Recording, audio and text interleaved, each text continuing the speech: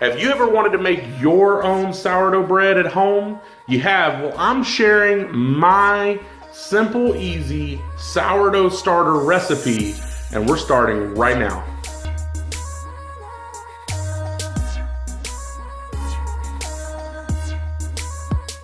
What's going on, guys? My name is John. Welcome to another video. If it's your first time here and you want to learn more about sustainable gardening, homesteading, and other videos just like this one, I would encourage you right now to click on the subscribe button below and make sure to click the bell so you don't miss a thing. All right, guys, so today we are talking about sourdough. Sourdough is one of my favorite things. There's just something about a crusty loaf of sourdough bread made fresh in your very own kitchen. So you're wanting to know, how do you make your own sourdough starter so that you can get rolling on making your own sourdough bread at home? It's super easy to do, guys. It's really just a couple of ingredients, and you may already have them in your pantry.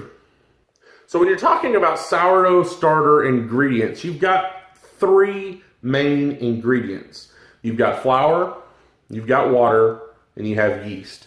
Now, when you're talking about sourdough in general, you're talking about a wild yeast bread.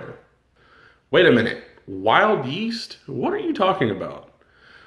Okay, it's super simple, guys. When you make a sourdough starter, the idea is you're gonna mix flour and water, and you're gonna let that ferment on your counter at room temperature. And what that's gonna do is it's gonna attract the wild yeast in the area. I know, it sounds weird, but it's true.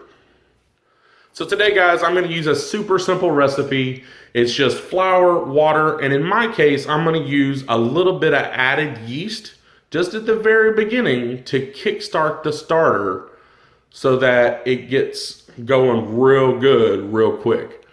This step is completely optional. As I said before, you don't need it. You just need flour and water, and let it sit on a counter at room temperature. As long as you've got temperatures between 75 and 75 to 80, anywhere in there, your sourdough starter will be just fine. Now, the only reason I'm using that yeast just in the beginning is to just kickstart it a little bit quicker, so it'll be usable just a little bit sooner. Now, if you don't use the yeast in the beginning, it'll take 5 to 8 days, give or take, for your sourdough starter to be ready. If you use the yeast in the beginning, it may start in 4 to 6 days. It really just depends on your local climate, temperature, humidity, and those sort of things. So without further ado, let's dive into making our sourdough starter. All right, guys, so we're gonna go ahead and make our sourdough starter, and I wanna just give you an idea of how simple it is. You're gonna need some sort of bowl. Now, I wouldn't recommend normally using a stainless steel bowl, but in this case, I'm gonna mix it up in the bowl and then put it in my container, so it's only gonna be in the bowl just for a limited amount of time. In that situation, it's okay. You can use a metal bowl, plastic bowl, glass bowl. It's really up to you, as long as it's not gonna be in here that super long. You're also gonna need a couple of jars. I'm gonna make 2 batches today, but if you're gonna make 1 batch of this, I would recommend starting in a quart jar. And this quart jar it's gonna hold your starter it could hold it for the life, however long you're gonna use your starter, or you could use it to start it and then move it to a bigger jar. I've had them in 2 quart jars, I've had them in a gallon jar, but I start with a quart. You're also gonna need some flour. So I've got some flour in here, and I've also got a bag. I'll show you, it is just general all-purpose, AP flour. General all-purpose flour, nothing special. You can really get special with this, you can really get super fancy. You can get rye, you can get wheat, you can get all sorts of different things. That's completely up to you. I'm not super special as of yet. But I will be trying some different flours out in the future, so be sure to check back for videos on that in the future. So we're also going to need some yeast. As I said earlier, guys, the yeast is not needed. It's completely optional at this point, but if you choose to use it, I've got some active dry yeast here, and that's what you'll want to use. You want to get this yeast in there so it gets everything kick-started for the sourdough starter. This should make your starter usable in just about 4 to 6 days. Now for this recipe, guys, I'm going to use 2 cups of AP flour. There's one.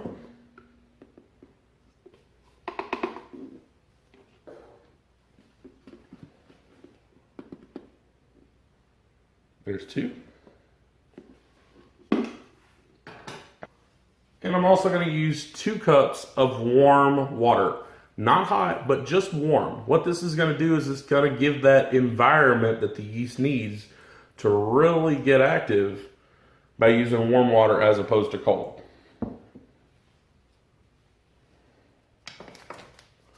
All right, I'm also going to get in my yeast.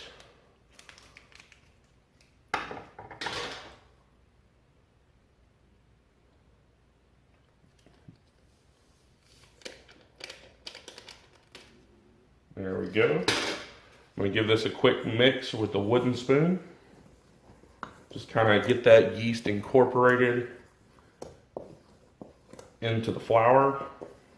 I find that this helps that there is no clumps or anything like that. And then I'm going to get my warm water incorporated.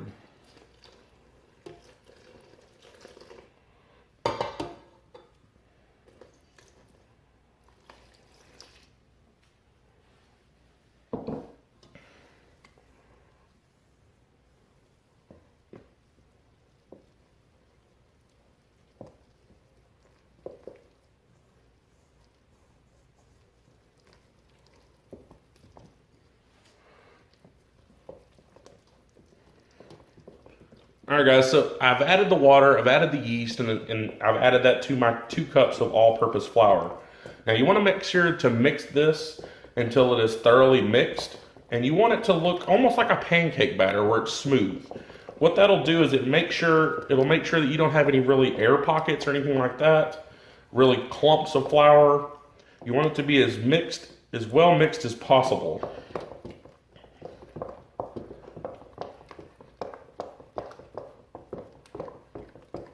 All right, once that's mixed, you're going to take your glass jar. You're going to need the ring. You will not need the lid. Okay, you just need the ring. Okay, so you're going to take your starter and you're going to gently pour it into your jar.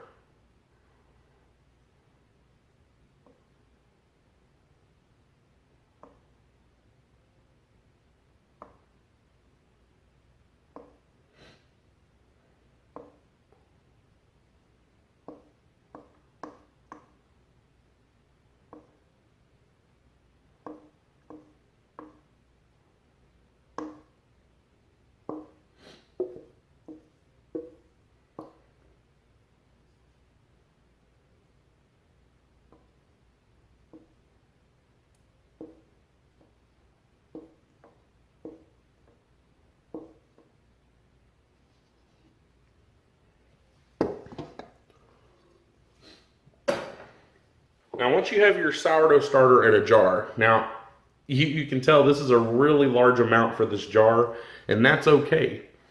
But once you get that on there, you want to go ahead and you're going to add, you got a couple of different options here. You can add a cheesecloth. You can add what I like to use, and that's a coffee filter. Nothing special to it, just a super easy, cheap coffee filter. You're going to simply put that down over the top. You're going to put your metal ring. Super simple. You're going to put your coffee filter down on the top. If you got anything on the rim of the jar, now would be a good time to wipe it off with a paper towel. I think I did a pretty good job. I didn't make a mess here for once. You're going to put your coffee filter in place, and then you're going to put the ring of the jar on and screw it down. But the idea here is that the coffee filter allows air to get into your starter, which actually helps the starter stay alive and active. All right, guys, so that's all we have today for the sourdough starter. If you have any questions, pop them in the comment section below, and I'll be sure to get back with you. And guys, if you want to learn more about sustainable gardening, homesteading, and other videos like this one, be sure to subscribe. Be sure to click the little bell icon so you don't miss out on a thing. Thanks for watching, and I will see you in the next video.